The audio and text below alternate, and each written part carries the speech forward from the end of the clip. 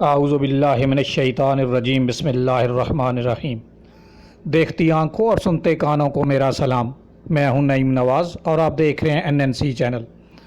ہم اپنے چینل پہ آنے والے نئے لوگوں کو گزارش کرتے ہیں کہ ہمارے چینل کو سبسکرائب کیجئے اور ساتھ میں لگی بیل آئیکن کے اوپر کلک کیجئے، پھر آل کے اوپر کلک کیجئے تاکہ ہمارے ہر نئی آنے والی ویڈیو کا نوٹیفیکیشن سب سے پہلے آپ تک پہنچ سکے۔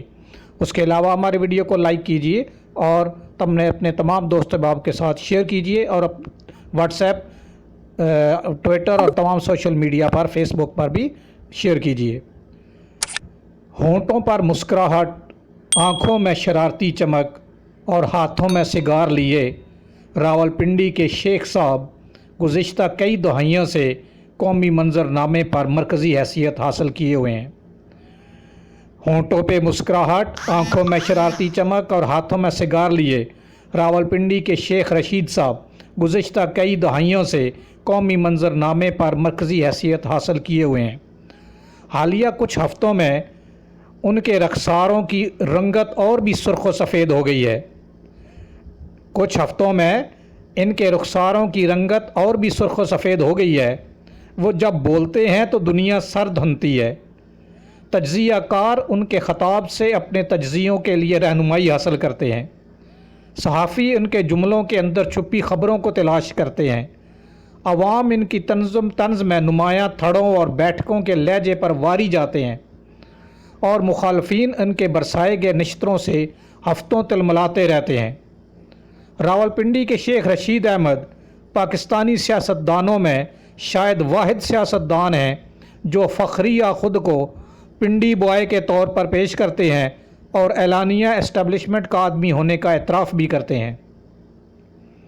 وہ 1985 میں رکن قومی اسمبلی منتخب ہونے کے بعد سے مسلسل مرکز نگاہ ہیں۔ حکومت میں ہوں یا اپوزیشن میں، سیاسی ہیڈ لائنز انہی کے بیانات سے بنتی ہیں اور گلی محلے کے بحث مباحثوں میں استعمال ہونے والی جملے بازیاں بھی انہی کی اصطلاحات سے تشکیل پاتے ہیں۔ حکومت میں ہوں یا اپوزیشن میں، سیاسی ہیڈ لائنز انہی کے بیانات سے بنتی ہیں اور گلی محلے کے بحث مباحثوں میں استعمال ہونے والی جملے بازیاں بھی انہی کی اصطلاحات سے تشکیل پاتی ہیں۔ 6 نومبر 1950 کو پیدا ہونے والے شیخ رشید احمد نے اپنی 69 سالہ زندگی میں پاکستان کے تقریباً تمام سیاسی ادوار دیکھے ہیں۔ وہ اب تک 8 مرتبہ قومی اسمبلی منتخب ہوئے ہیں اور کئی مرتبہ وفاقی وزیر رہ چکے ہیں، لیکن سیاسی آسمان پر عروج انہوں نے بہت پہلے دیکھ لیا تھا جب زمانہ طالب علمی میں ہی وہ ایوب خان کے خلاف چلنے والی تحریک کا ایک ستارہ بن گئے تھے اور بعد ازاں air marshal retired Asghar Khan کی جماعت کے ایک شعلہ بیان مقرر بن گئے۔ قانون اور سیاسیات کی ڈگریاں رکھنے والے شیخ رشید کی سیاسی تربیت 2 صحافیوں، ہفت روزہ چٹان کے ایڈیٹر مرحوم آغا شورش کاشمیری اور روزنامہ جنگ راولپنڈی کے ریزیڈنٹ ایڈیٹر مرحوم شورش ملک نے کی ہے، جن کے پاس ہر روز شام کو حاضری دینا وہ اپنا فریضہ سمجھتے تھے۔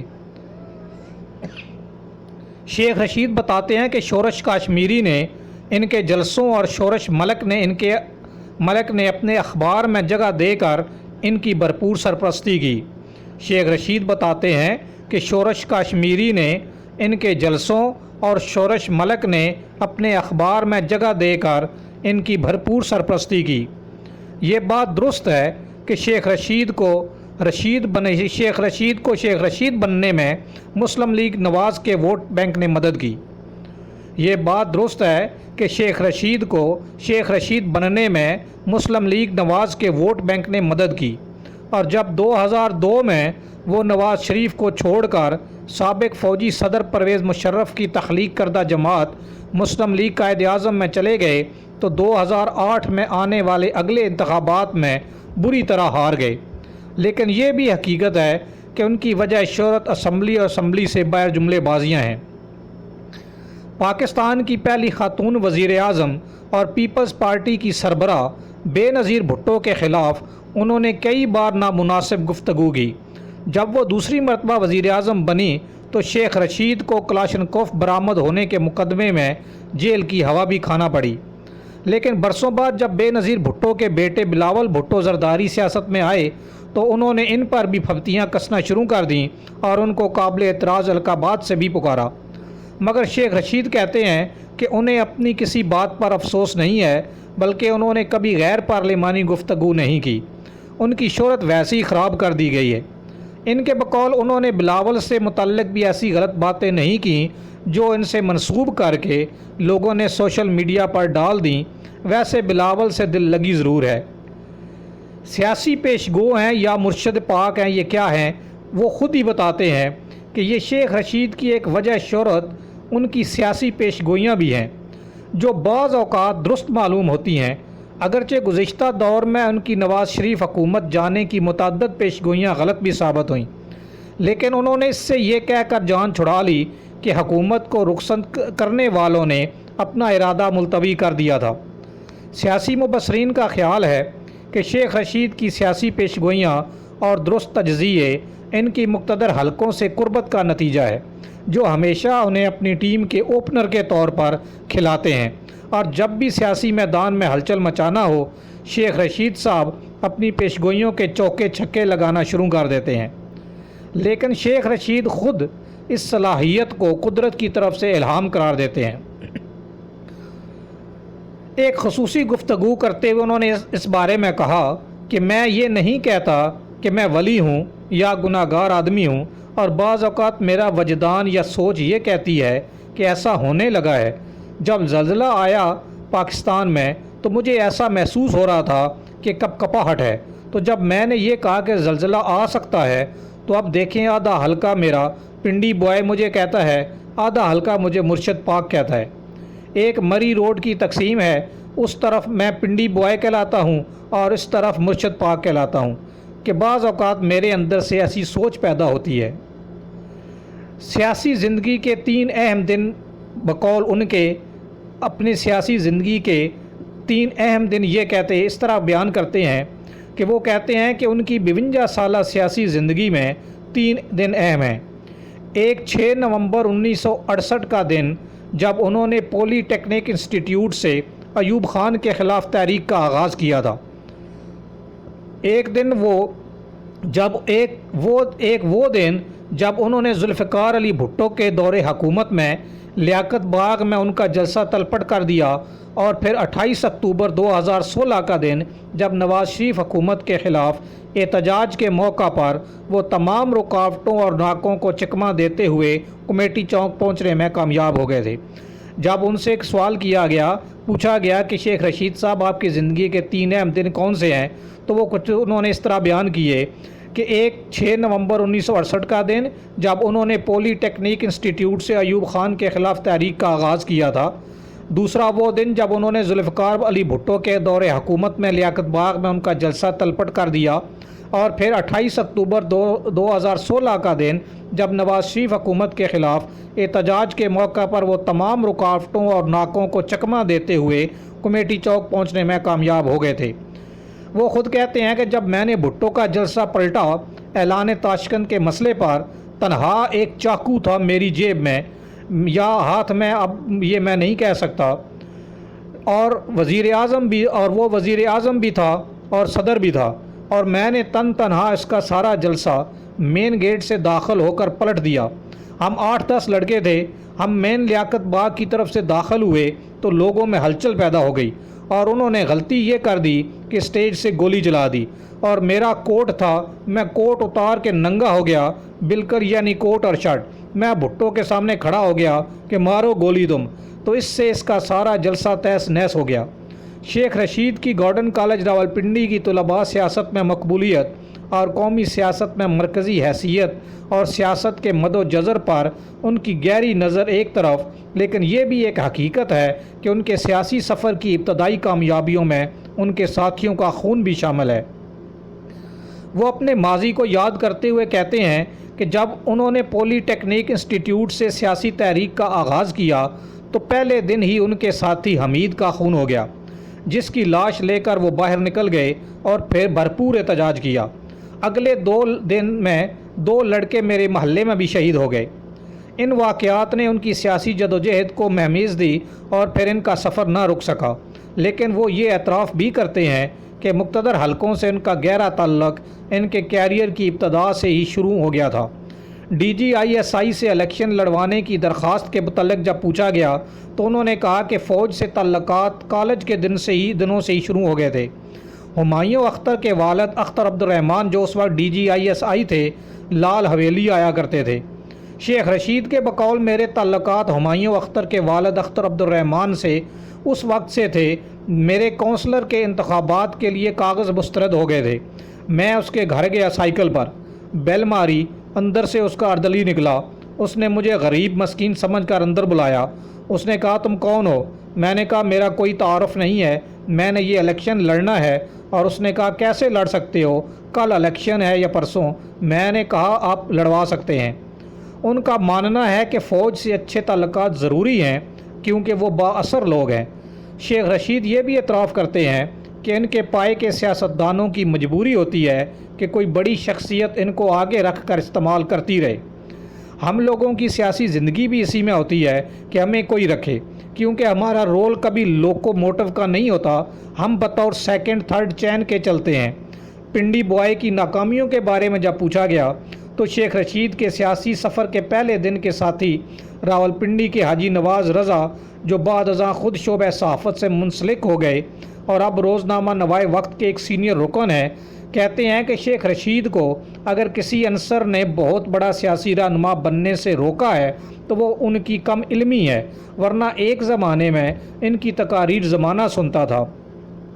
شیخ رشید کے سیاسی سفر کے پہلے دن کے ساتھی راولپنڈی کے حاجی نواز رضا جو بعد ازاں خود شعبہ صحافت سے منسلک ہو گئے اور اب روزنامہ نوائے وقت کے ایک سینئر رکن ہیں، کہتے ہیں کہ شیخ رشید کو اگر کسی عنصر نے بہت بڑا سیاسی رہنما بننے سے روکا ہے تو وہ ان کی کم علمی ہے، ورنہ ایک زمانے میں ان کی تقاریر زمانہ سنتا تھا۔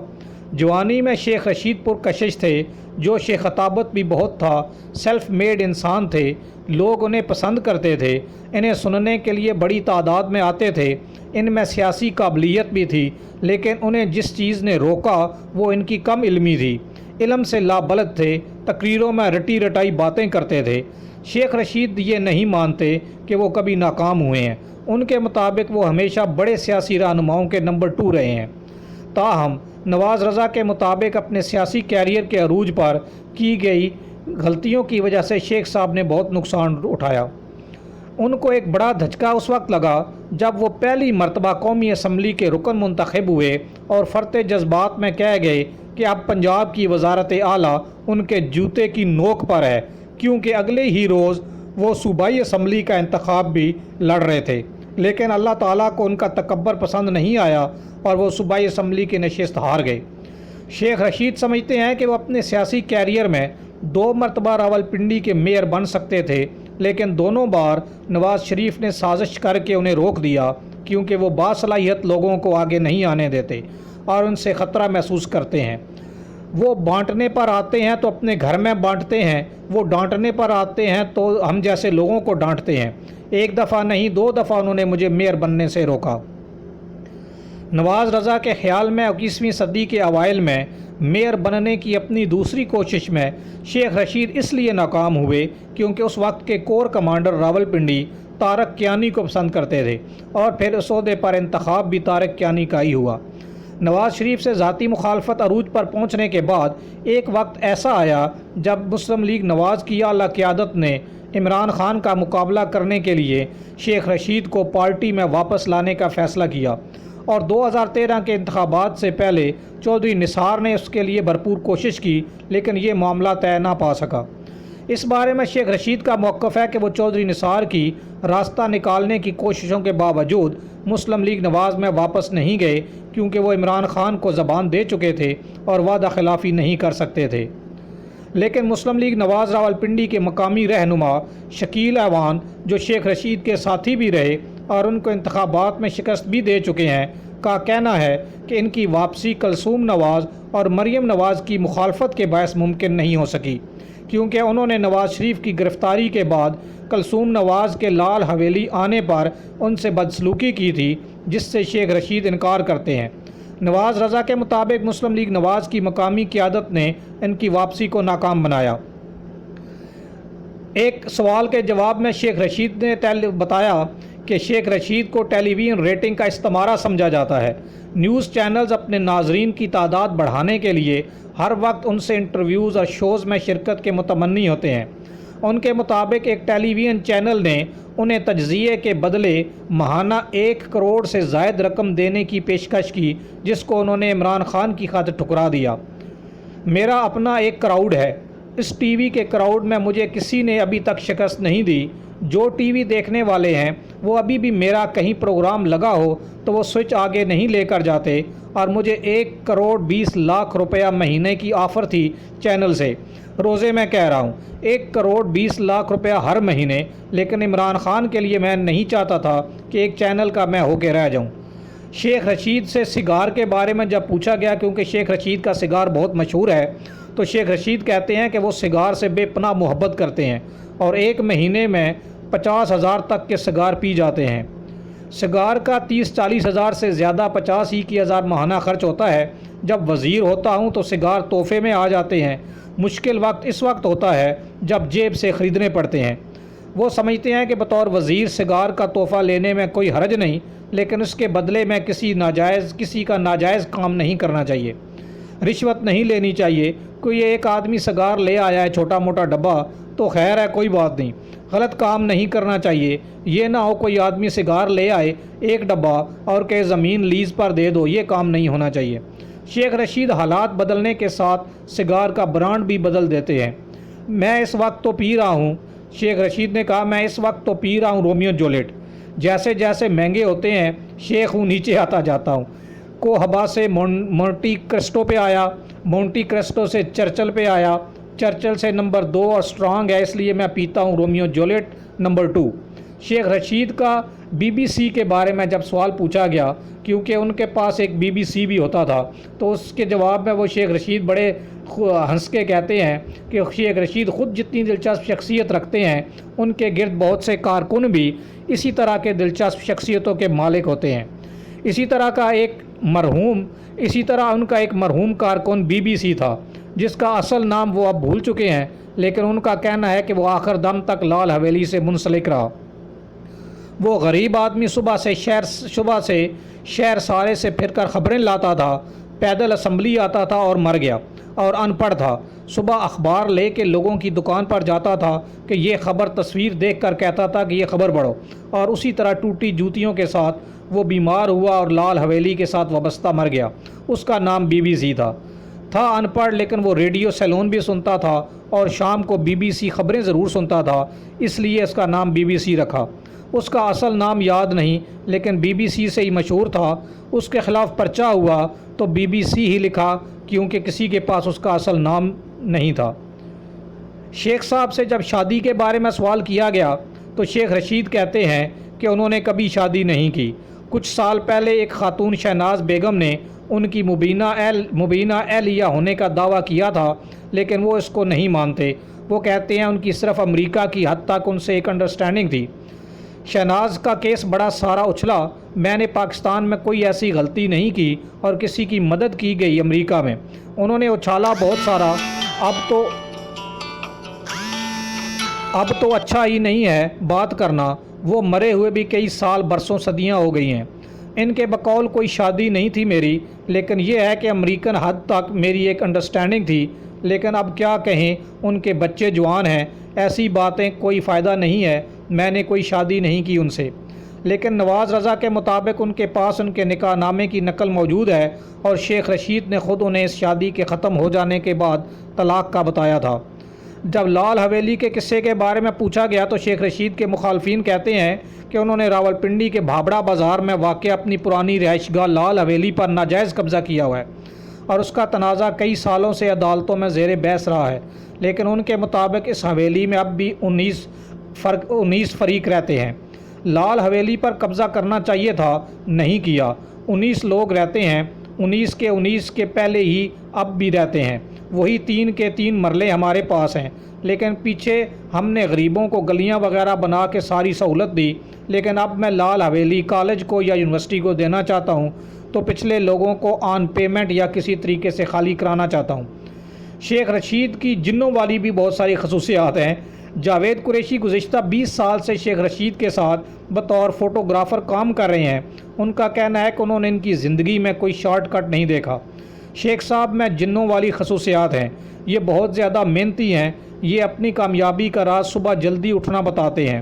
وہ سورج نکلنے سے پہلے بیدار ہو کر کام شروع کر دیتے ہیں اور 9 بجے سے پہلے دفتر پہنچ جاتے ہیں۔ ان کے دفتر جلدی آنے کی وجہ سے سٹاف پریشان ہوتا ہے کیونکہ پھر انہیں بھی جلدی پہنچنا پڑتا ہے۔ جاوید قریشی کے مطابق کچھ سال پہلے تک شیخ رشید کو بیڈمنٹن کھیلنے اور ورزش کرنے کا بہت شوق تھا، لیکن ایک مرتبہ ان کا پاؤں زخمی ہو گیا، جس کے بعد اب کئی سالوں سے انہوں نے ورزش نہیں کی۔ بچوں سے محبت اور انعام اور عیدی کا ریٹ بھی ان کا ایک عجیب ہی ہے۔ وہ کہتے ہیں کہ اب وہ اپنے بھتیجے کے بچوں سے دل بہلاتے ہیں اور جب بھی اداس ہوتے ہیں ان کو بلا لیتے ہیں۔ انہیں بچے بہت پسند ہیں، ان کو کھلاتے پلاتے ہیں اور ان سے اسکول کی اور پڑھائی کی باتیں کرتے ہیں۔ جاوید قریشی کا کہنا ہے کہ شیخ رشید کے ساتھ کام کرنا بہت مشکل ہے کیونکہ وہ بہت زیادہ کام مانگتے ہیں، تاہم جب اچھا کام کرتے ہیں تو خوش بھی بہت ہوتے ہیں اور انعام بھی دیتے ہیں۔ آج سے 5 سال پہلے تک اچھی تصویر بنانے پر 2000 روپے انعام دیتے تھے، پھر 2015 میں انہوں نے انعام کا ریٹ بڑھا دیا اور اب انہیں تصویر پسند آئے تو 5000 روپے ملتے ہیں۔ اب عیدی بھی 5000 ہی ملتی ہے۔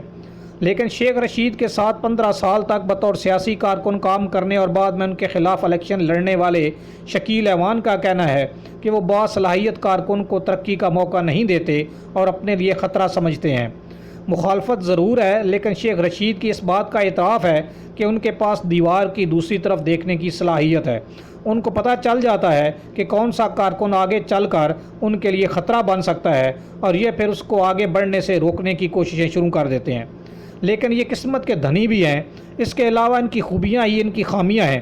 ان میں لچک بہت زیادہ ہے، ابن الوقتی کا فن آتا ہے، لوگوں کو مرچ مسالہ لگا کر قابو کر لیتے ہیں، منافق ہیں۔ راجہ بازار کے ایک تاجر اور شیخ رشید کے حلقے کے ووٹر شیخ اسماعیل کا کہنا ہے کہ گزشتہ چند سالوں میں ان کی طبیعت میں تبدیلی آئی ہے اور وہ اب لوگوں سے تلخ ہو جاتے ہیں۔ شیخ رشید ان تمام الزامات کی تردید کرتے ہیں اور کہتے ہیں کہ وہ آج بھی اسی طرح ملنسار ہیں، تاہم ان کا کہنا ہے کہ وہ جھوٹ پسند نہیں کرتے اور جھوٹ بولنے پر انہیں غصہ آتا ہے، یا پھر جب لوگ تھانہ کچہری کے مسائل لے کر آتے ہیں، کیونکہ وہ تھانہ کچہری کی سیاست نہیں کرتے۔ بھرپور میلہ چھوڑنے کی خواہش اور موت کی پیشن گوئی بھی وہ خود ہی کرتے ہیں۔ شکیل ایوان سمجھتے ہیں کہ پی ٹی آئی کی حکومت ختم ہوتے ہی شیخ رشید کا دور ختم ہو جائے گا کیونکہ اب ان کی حمایت میں کمی ہو رہی ہے۔ لیکن شیخ رشید بضد ہیں کہ وہ سیاست کو بھرے میلے میں چھوڑنا چاہتے ہیں اور پاکستان ریلوے کا ML1 منصوبہ اور راولپنڈی میں نالا لئی ایکسپریس وے مکمل کروا کر ریٹائرمنٹ کے خواہش مند ہیں، مگر کسی نے چیلنج کیا تو وہ کبھی ریٹائر نہیں ہوں گے۔ میں بھرپور میلہ چھوڑنا چاہتا ہوں۔ ریٹائرمنٹ کے بعد میں اپنی کچھ زمین بیچ کر سماجی کام کرنا چاہتا ہوں۔ تیار ہوں میں بالکل ریٹائرمنٹ کے لیے۔ اگر کسی نے مجھے دوبارہ چیلنج نہ کیا تو میں یہ نہیں چاہتا کہ میں ریٹائر ہوں تو لوگ مجھے چیلنج کریں، پھر میں دوبارہ آؤں گا۔ ساری زندگی دوسروں کے متعلق پیش گوئیاں کرنے والے شیخ رشید اب اپنے متعلق یہ سمجھتے ہیں کہ وہ 5 سال بعد اس دنیا میں نہیں ہوں گے۔ 10 سال بعد خود کو مرا ہوا دیکھتا ہوں، 5 سال بعد بھی مرا ہوا، لیکن 3 سال بعد بہتر جگہ پہ اپنے آپ کو دیکھتا ہوں۔ امید ہے کہ آپ کو یہ ہماری ویڈیو پسند آئے گی۔ پسند آنے کی صورت میں اپنے تمام دوست احباب کے ساتھ شیئر کیجئے اور ہمارے اپنے چینل کو لائک کیجئے اور ساتھ میں لگی بیل آئیکن کے اوپر کلک کیجئے۔ آپ کے قیمتی وقت کا بہت بہت شکریہ۔ السلام علیکم ورحمۃ اللہ وبرکاتہ۔